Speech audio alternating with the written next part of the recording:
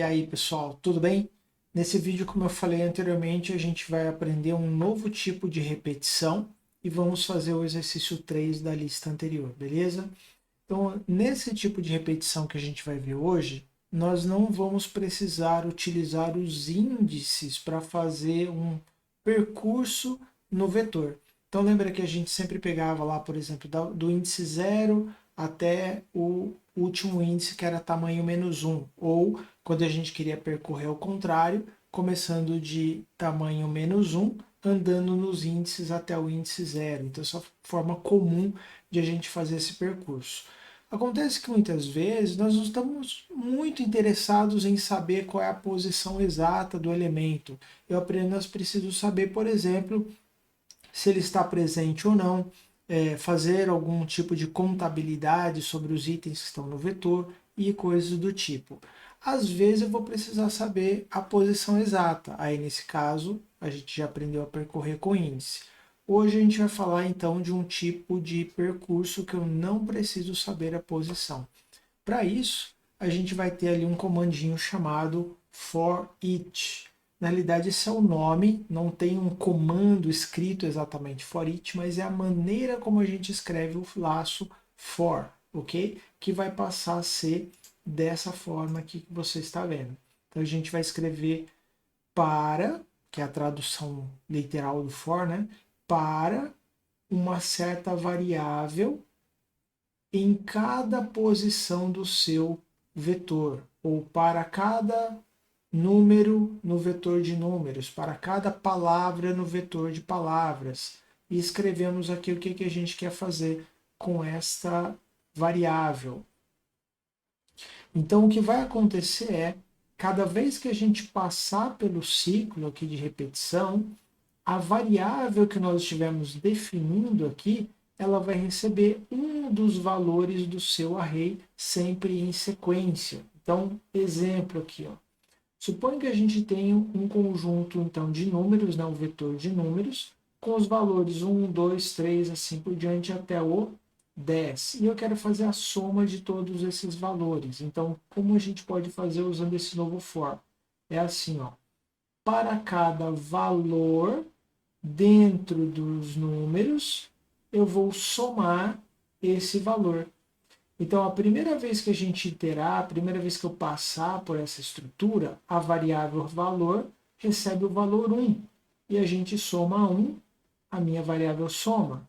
Da próxima vez, a variável valor terá o valor 2. Da próxima vez, o 3, o 4 e assim sucessivamente. Cada vez que eu passar pelo laço, o valor da variável será o próximo número aqui da sequência, de forma que ao final eu tenho na variável soma todos os números que estão dentro desse conjunto aqui, ok? Algumas observações.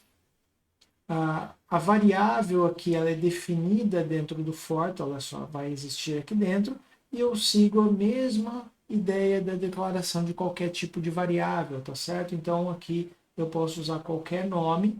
Normalmente a gente vai colocar um nome que tem algum tipo de relação com o nome do meu vetor. Poderia ser int número, então para cada número do conjunto de números, ou valor, ou alguma coisa similar a isso daqui. Tá? Então é bem tranquilo e evita que a gente tenha que ficar acertando os índices, porque o próprio for já toma conta aí para a gente e eu não preciso me preocupar com essa numeração. Então é bem prático a utilização quando eu não preciso manipular exatamente os índices. Então, o que a gente vai fazer agora? Vamos aproveitar aquele exercício 3 da nossa lista e aplicar isso aqui para ver como é que fica. Bom, pessoal, então aqui o enunciado do exercício 3 propõe o seguinte, olha, uma pessoa quer verificar se um dado é viciado ou não. O que significa isso?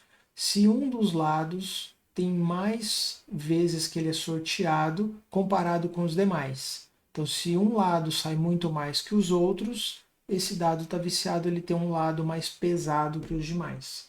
Então, para ajudar, você deve escrever um programa que leia diversos valores de 1 a 6, então a pessoa vai ficar digitando os valores sorteados, cada vez que ela joga o dado, ela fala no programa qual lado saiu. Então jogou o dado, saiu 2, ela digita 2. Jogou o dado, saiu 3, ela digita o 3.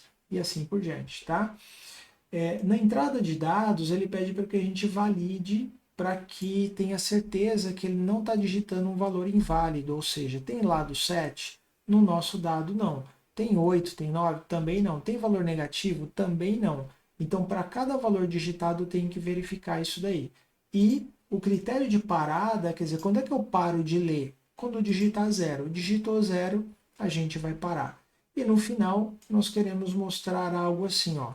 O lado 1 aconteceu 10 vezes, então eu ponho aqui um histograma indicando quantas vezes cada lado foi sorteado. Então tem um número de asteriscos que vai apresentar na tela de acordo com o valor do sorteio, a quantidade total sorteada. Beleza?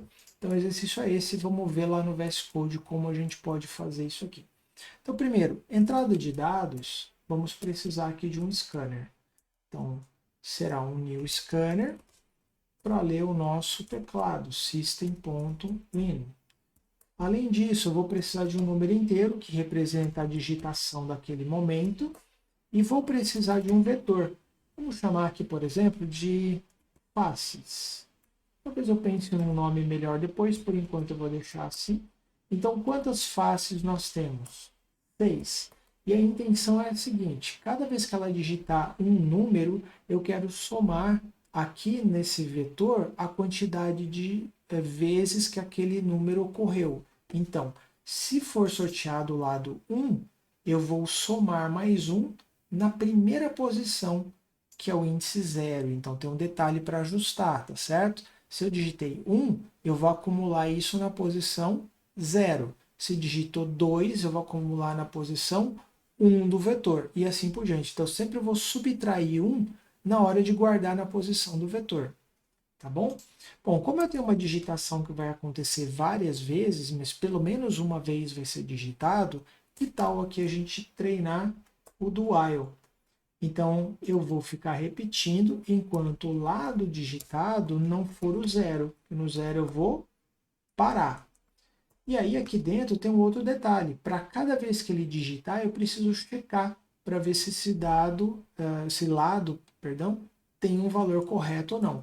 Então, de novo, aqui, ó, um outro do while. E aqui eu vou testar o seguinte. Se o lado digitado for menor que 0, ou enquanto ele for menor que 0, ou enquanto ele for maior que 6, porque esses não são valores válidos. Só é válido de 0, que é o ponto de parada, até, aliás, o valor 6 existe, né? O valor 6 existe, maior que 6 não. Então, aqui, ó, digite o lado sorteado.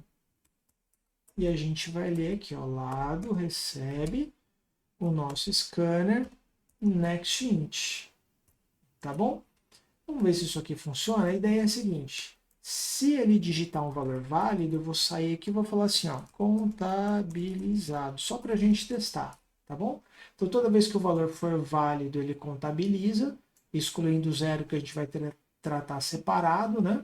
E os outros ele não vai apresentar essa mensagem. Vamos testar aqui rapidinho, ó. Então, lado 1, contabilizado. 2, contabilizado. 6, contabilizado. 0, parou o programa. Né? Se a gente digitar um valor inválido, como -1, ó, não acontece a mensagem contabilizado. Acima de 6, também não acontece a mensagem. Então, a nossa lógica inicial está ok. Ele só vai vir contabilizar o número caso ele tenha passado corretamente para por esse laço aqui, tá bom? Então temos aqui um exemplo de laço encadeado e nesse exemplo 2 do whiles. Agora, o que é contabilizar? Vamos lá, se ele passou por aqui, eu só preciso checar uma coisa, que o 0 não pode entrar na conta. Então eu preciso checar aqui, ó, if o lado for diferente de 0, aí sim a gente faz a conta aqui. Só vou contabilizar se o lado não for o 0, porque 0 é só para sair do programa, tá certo? Então, nessa situação aqui, o que a gente vai fazer? Eu quero pegar o valor do lado e somar lá no meu vetor. Então, inicialmente, o vetor ele vai ser preenchido com zeros. Então, eu teria assim, ó, 1, 2, 3, 4, 5, 6 zeros. Cada um correspondente a uma das posições do nosso vetor, né? Então, se a pessoa digitou 1, eu vou vir na primeira posição do vetor e vou somar 1. Ó. Acabou de sortear o valor 1. Sorteou 1 de novo, eu vou somar mais 1 aqui. Agora sorteou 3, então eu vou na terceira posição e somo 1. Agora sorteou 4, põe 1 aqui. Sorteou 3 de novo. Sorteou agora o 1 de novo. Tá entendendo? Então, cada vez que ele sorteia um lado, eu vou somar mais 1 na posição que corresponde ao valor sorteado. E aí, para fazer isso, é bem simples, pessoal. É o seguinte, eu vou falar aqui o meu vetor faces na posição do lado menos 1. Por que lado menos 1? Porque o lado é de 1 a 6 e os índices são de 0 a 5. Então, tem que subtrair 1, tá? E aí, o que eu vou fazer? Somar 1 naquela posição. Olha só, bem simples. Vai na posição e soma 1. Tudo bem? Eu vou tirar essa mensagem de contabilizado depois, mas deixar ela só para a gente poder testar. Aí eu quero fazer uma primeira questão. Depois que eu sair do laço, eu quero mostrar tudo que tem dentro do meu vetor. Aí entra aquela instrução for nova que a gente falou. For each. O atalho está escrito for each, mas ó, ele é escrito ó, para cada face entre todas as faces, ou para cada valor das faces. Eu não posso colocar lado aqui, porque lado já é uma variável que eu tenho, né? Então, para cada face, vai. O que eu vou fazer?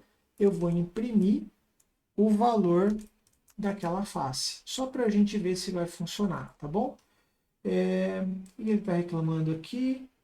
Ah, eu digitei errado. Fase não, né? Face, para cada face. Vamos ver se isso aqui está indo no caminho que a gente quer? Vamos fazer o seguinte, ó. Eu vou digitar então o lado 1, o lado 1 de novo, o lado 2 e agora eu vou parar.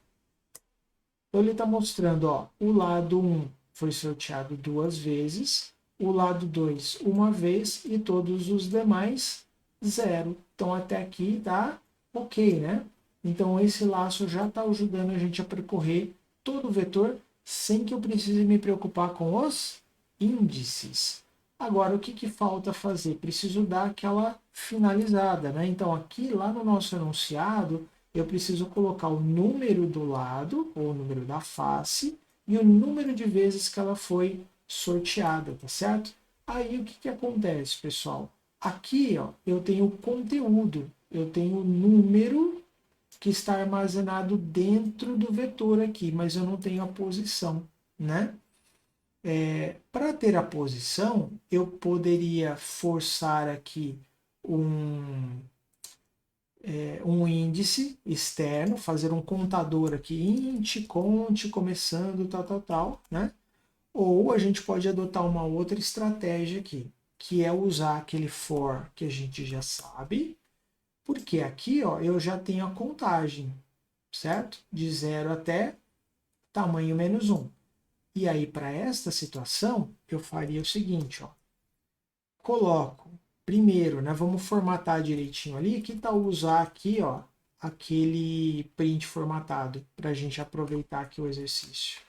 Então, eu vou colocar o número do lado, que é exatamente aqui, ó, 1, 2, 3, etc. Um tracinho e depois vai vir a quantidade de vezes, né? Com a palavra vezes aqui na frente. Então, seria o número, um traço, a quantidade de vezes vai ser um outro número inteiro, que eu vou inclusive usar com 2 decimais para tentar alinhar tudo retinho, vezes, e na frente vem quem? O histograma, a gente já vai falar dele. Agora, o primeiro %d aqui vai ser o meu índice mais 1, porque eu não posso mostrar o 0, né? Então aqui seria o i mais 1, vírgula, e aqui vai ser a faces na posição do índice. Segura esse for aqui, ó. Vamos parar com ele um pouquinho aqui por enquanto, tá? E depois que ele imprimiu isso aqui, eu quero que ele pule para a linha de baixo. Então, eu vou colocar aqui o print separado. Por que não barra N? Segurei que você já vai descobrir.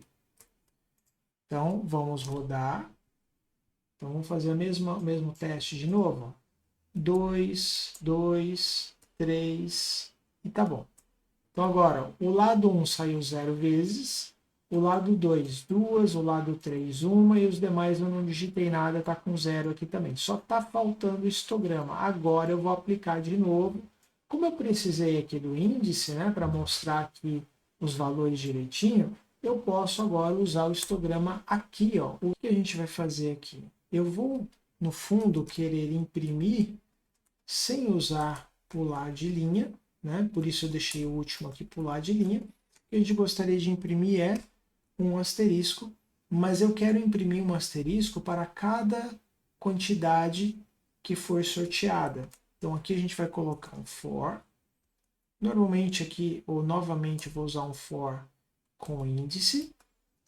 Só que aqui, ó, não vai ser a quantidade de itens que eu tenho no meu vetor. Vai ser o quê? Face, ou faces, na posição i. Então a ideia é a seguinte: se o faces i vale 5, eu tenho que fazer 5 vezes a impressão desse asterisco aqui, ó. Ver se fica claro aí para você. Vamos testar? Ó, lado, vamos colocar aqui, ó, 1, 1, 1 de novo, 2, 2, e vamos colocar aqui, por exemplo, o número 4, 1, 2, 3, 4, 5 vezes, e vamos encerrar. Então a gente tem aqui, ó, 3 vezes, 2 vezes, 5 vezes, tá? Então a gente tem aqui bonitinho, conforme pedido lá no enunciado. Então a gente tem uma contagem feita para cada lado, colocando um asterisco de cada vez, tá bom? Nesse caso em particular aqui, a gente teve que manipular, né, os índices por conta da visualização que o exercício pede. Mas se eu não precisasse exatamente dessa visualização, vocês viram que a utilização do for sem índice é muito prática. Tá bem, pessoal? Para esse vídeo era isso que eu queria apresentar para vocês. O exercício 4 eu não vou gravar, mas ele vai ficar disponível junto com o material de aula, tá bom? Um abraço e até a próxima.